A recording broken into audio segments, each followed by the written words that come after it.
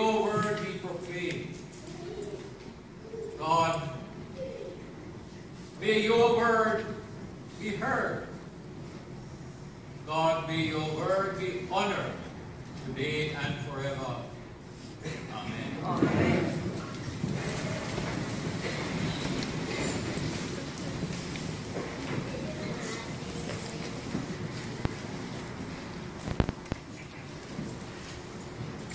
Jesus was amazed because of their unbelief. And he went about among the villages teaching.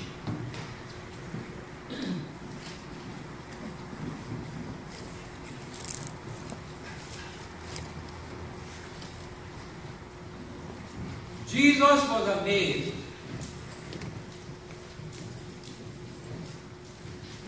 and I believe if we think about it, we too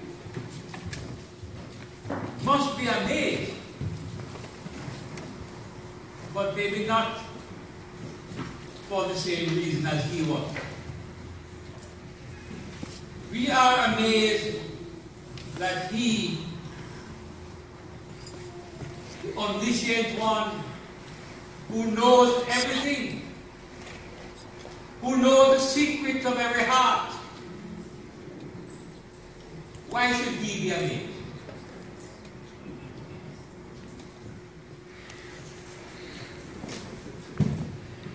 Can he be amazed and he already knows everything?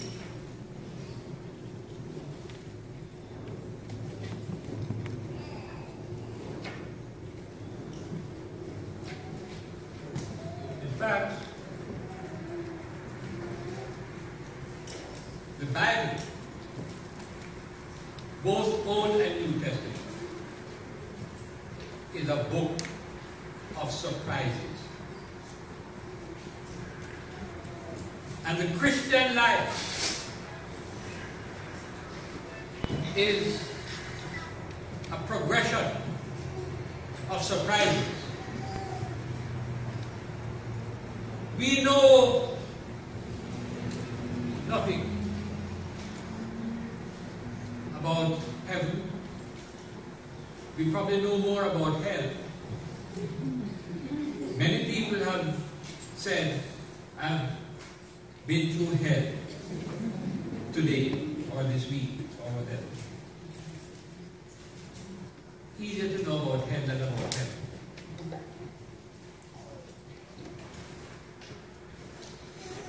And many people are curious about what happens in the next world, especially when they have a death in the family, or when they contemplate their own mortality. C.S. Lewis said that heaven is God's great surprise for us all.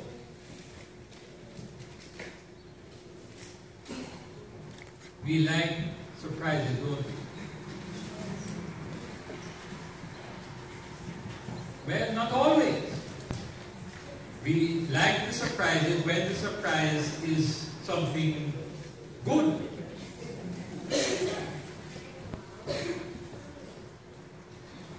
Sometimes we are surprised even when things don't turn out as we like. The same C.S. Lewis who I mentioned earlier, when his wife died, he passed through a period of depression.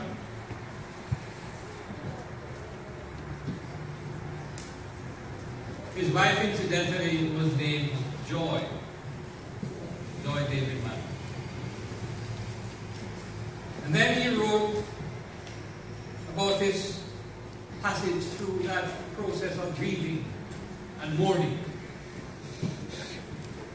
And at the end of it came out with a book entitled Surprised by Joy. surprised by joy. But as I said, some surprises are not by joy.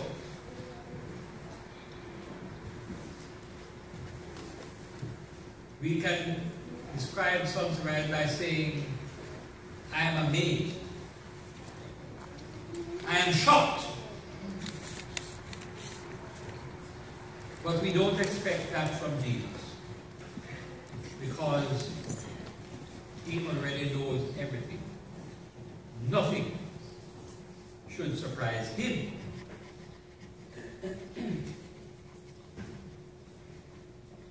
The text says he was surprised by their unbelief. He was not surprised by their behavior. I hope I don't say anything wrong by saying nothing you can do, however wicked or evil, will surprise him, because he already knows what is in the heart of man. The Bible says he knows whereof we are made. He remembers that we are but dust. The behavior of the criminals and the simply confused and weak people, no surprise. We're not surprised by our mortality, our weaknesses, or failures. What surprises me is our lack of faith. I'm sure that many of you remember, and if you don't remember, this will jog your memory. One of the memorable things that came out of the first campaign of Barack Obama in your neighbors to the south was, of course, the persistent racism that has pursued him throughout, trying to find every excuse to discredit him. But the first shot in that war was to attack his religion. He is belonging to a church in Chicago with a very fiery preacher, Jeremiah Wright. You remember that? Yes. And in the aftermath of all that controversy, Jeremiah Wright faced the press. And he said something that has stuck with me ever since. He says, your theology, what you believe about God, determines your anthropology, what you believe about man. And your anthropology, what you believe about man, determines your sociology, how you organize your life in community. So the problem is not the behavior, however evil or bad that may be. The problem begins where we do not have the right theology, the right faith. I suspect that the churches nowadays are shying away from theology. We are more interested in stirring up nice, warm feelings and happy experiences. But if you get your theology right,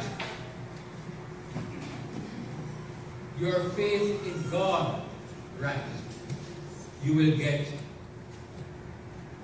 your anthropology right. How you feel about other people, whether of the same race or other races, or whatever differences may exist. And if you get your anthropology right, you get your sociology right, and when you get that relationship right, then the nation, the community, the world will be a better place. Yeah. So let's forget for a moment about the good surprises. In old Jamaica, and I know that many people from other islands and even just native Canadians are here. So I don't know how widespread, but in old Jamaica, one of the most stinging rebukes that the old-time granny or grandmothers could administer to a child was to say, "I am surprised at you." People of my age group will remember that rebuke. "I'm surprised at you." Why? Because I trained you better, and I expect better from you, and I know you can do better. So here, Jesus is surprised by the people of his hometown Nazareth. But as I said, the Bible is full of surprises. He's not the only one surprised. The story begins, if you recall, I just read to you, by saying that the people were amazed at what he could do. Because after all, he comes from them. Why should he be able to do all these things? Where did he get all this from? They did not realize that in him was the image of what God intended them to be. They did not realize that here is one of us who is operating on a level that we should have been able to operate as well. But they did not have that faith. He was surprised because, as the old grannies in old Jamaica would say, "I trained you better."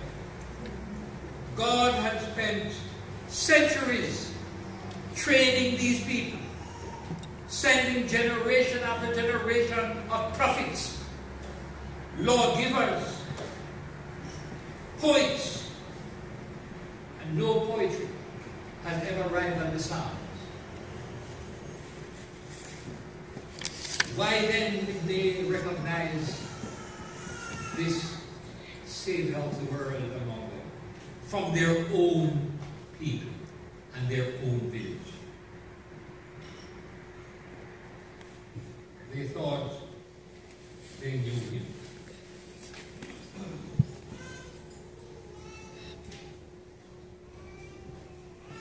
After all, he is just one of us. And since we are nobody, how can he be somebody? When we disrespect somebody else, it says more about us than about that person. Yeah.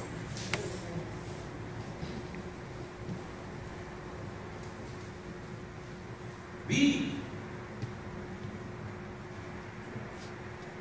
in this congregation, 2,000 years later,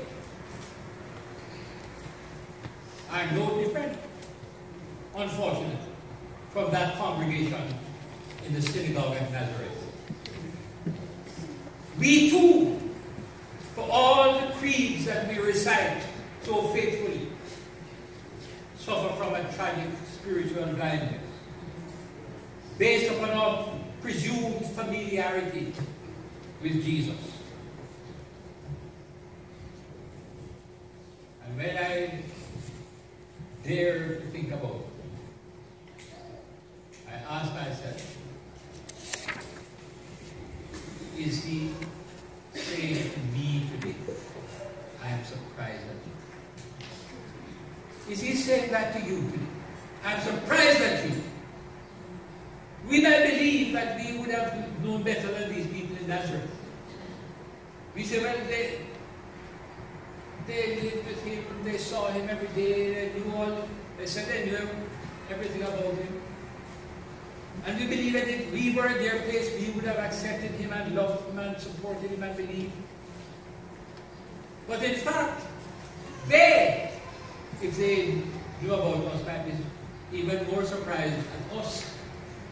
Because what we know about Jesus, including the cross and resurrection and the gift of the Holy Spirit, they never knew that. And yet we are no better. And I don't begin with our behavior because especially Anglicans are known to be very respectable, well-behaved people. So that is no problem. The problem is, what do you believe about God? And consequently, what do you really believe about other people? And how do you organize your life in community? They thought they knew him. And our blindness is also based upon a presumed familiarity with Jesus. We fool ourselves when we say like, oh, I know that already. I've been to church Sunday after Sunday after Sunday after Sunday. I've been to confirmation class. I've been to Sunday school. And some of us, even like Father Kenny and myself, have been to college. So we know. But any education that does not teach us how little we know is a deficient system of education. Yeah. Is not this the carpenter, the son of Mary? Do you remember Mary? That's the girl who became pregnant before she got married.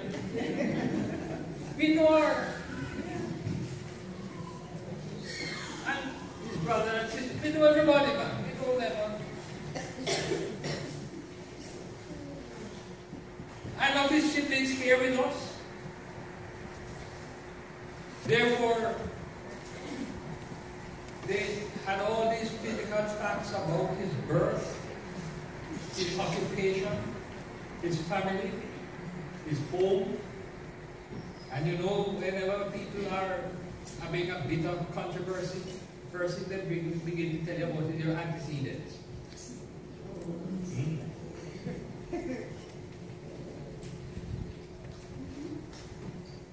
They did not feel that there was anything more to do.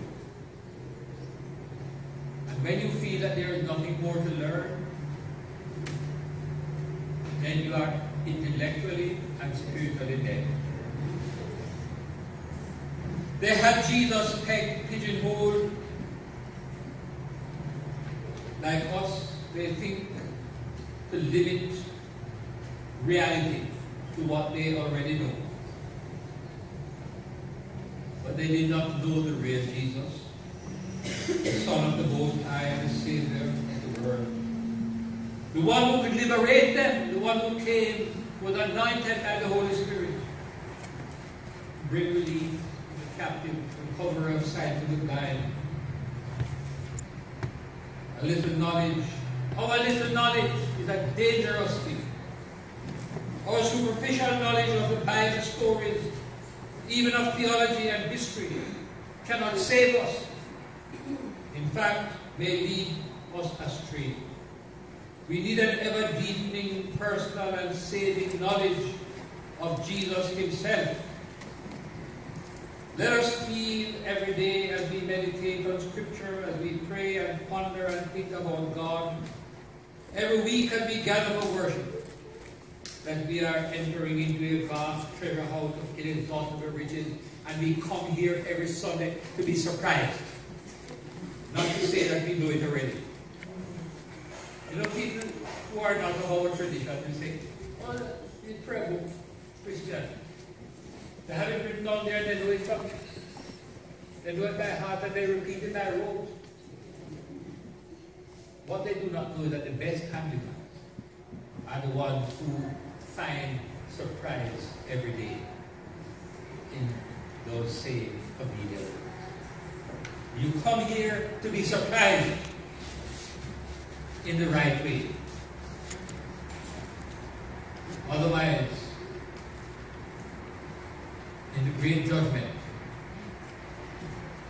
not your grandmother, but he might say to you, I am surprised at you. We all need a smile, the greater, deeper, further knowledge of the God we have heard about in Sunday school and in confirmation class. It is a coincidence that hymn we sang just before the gospel. I didn't choose the hymn, and whoever chose it did not know what I was going to read, but I had this written in my script here today. Beyond the sacred page, I see thee, Lord. Whether it is the Bible, the prayer book, because the prayer book really is the Bible turned into prayer, as you know. You can hardly find a word or phrase in that prayer book that is not directly from the Bible. It's the Bible turned into prayer. It is the tradition of a people who have learned to pray to God in His own words. But we treasure our prayer book, we treasure our Bibles. But beyond the sacred page, I seek thee, Lord. He said to the Jews in John, you think, you search the scriptures because you think that in them you have eternal life, and you will come to me that you might have eternal life. Beyond the sacred page I seek thee, Lord, my spirit longs for thee, O living word. But we must not overdo.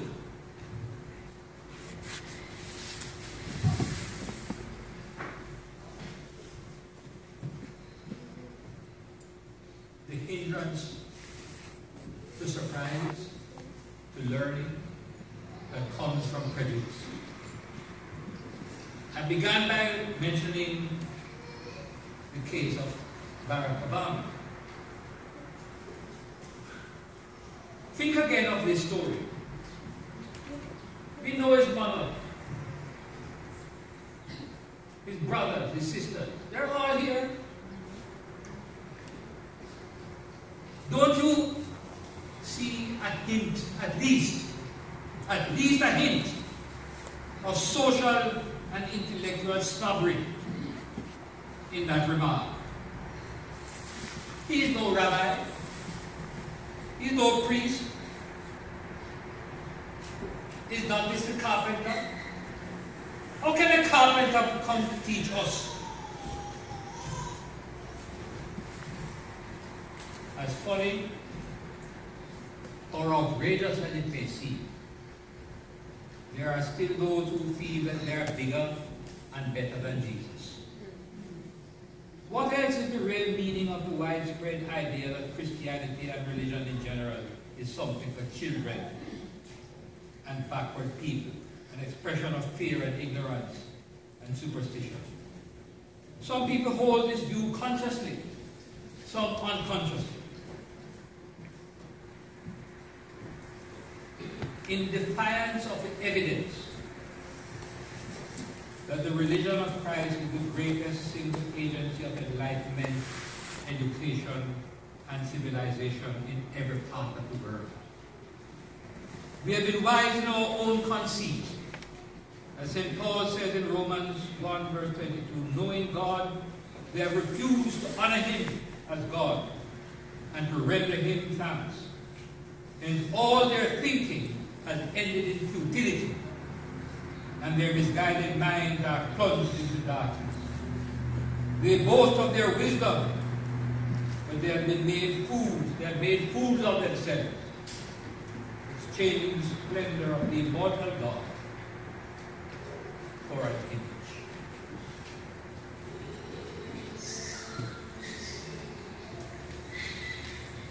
Then we have to understand that they inhibited the good that God wanted to do for them. Imagine what honor and glory that little unknown hamlet of Nazareth could have enjoyed to have this special son of theirs. Philip, who became an apostle, asked, can any good thing come out of Nazareth? The greatest good came out of it. They did not appreciate it. Sometimes whatever God wills for us is there before our eyes and we don't appreciate it. We always want something else. And what we want else is what we can get for the cheapest price at Walmart.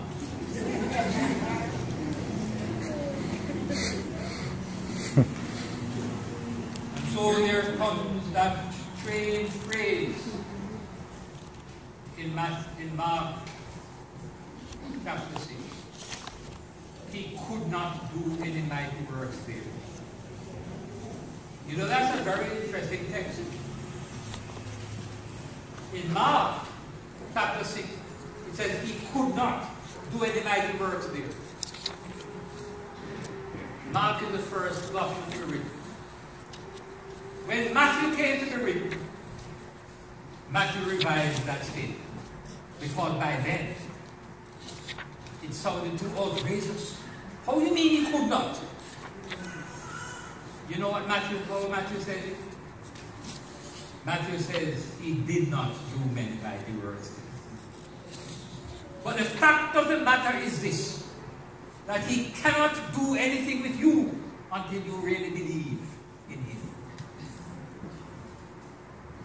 As long as we persist in our worldly unbelief and stubborn pride and willful blindness, then even the omnipotence of God is inhibited as far as our life is concerned. It is not that he lacks the power in himself, nor that he depends on our faith to make his power effective. But if Jesus were to do miracles in the context of unbelief, then he would be reduced to be a mere magician, manipulating impersonal forces. But he's never a magician. He's always the Savior, the Liberator, not a magician. He longs to do great things for you, wonderful things for me and us, if we turn to him in faith, sincerely trusting, seeking only those blessings which are in accordance with his love and wisdom. The gospel as it is appointed for today ends in a dramatic way. It sounds anticlimactic, and we miss the note of drama here. After all of this, it ends by saying, and he went about teaching. He went about teaching. What's the drama here? After all this, where his omnipotence is actually inhibited by these people with their prejudice and their unbelief. You would expect some blinding force that would burst the bubble of their unbelief. No. He simply goes on with his teaching. That is the drama. And we who are called, because the gospel continues with the mission of the 12. He sends them out like himself to do his work. And there's a lesson here for us, for this church and for our churches. We cannot afford to put off God's work until everybody else agrees with us. We need to continue the work that we are doing faithfully, regardless of whether the people accept it or not.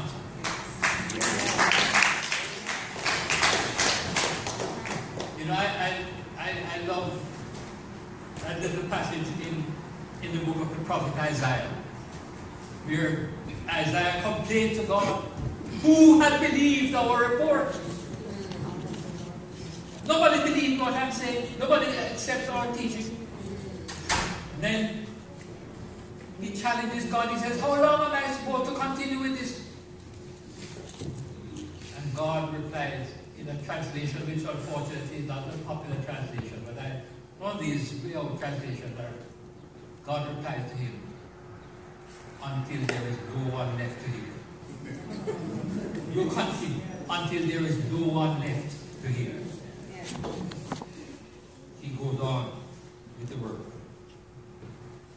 Their unbelief blocked his grace in their lives, but not for a moment did it stop him from doing the work. Jesus is always at work, coming among us, whether we respond or not. And he sent us out, not just the 12 or the 70, but all of us, each baptized person, carry that word, that message, that gift, that grace, that wonderful surprise. And we must not presume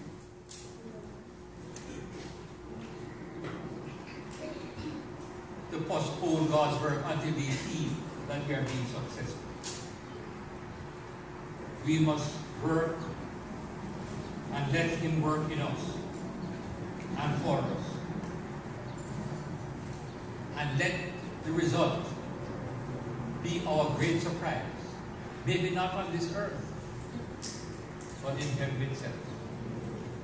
Let us pray today that the blockage of unbelief in our own lives and hearts may be removed as we go to say the creed, which we are going to say immediately afterwards, so that his wonderful works may begin in us. Let us understand that the mission on which we are sent as Christians into the world calls for nothing less than the steadfast faithfulness we find in him. We too are sent to do God's work, and we must do it faithfully and well, whether people accept us or not. Because in the long run,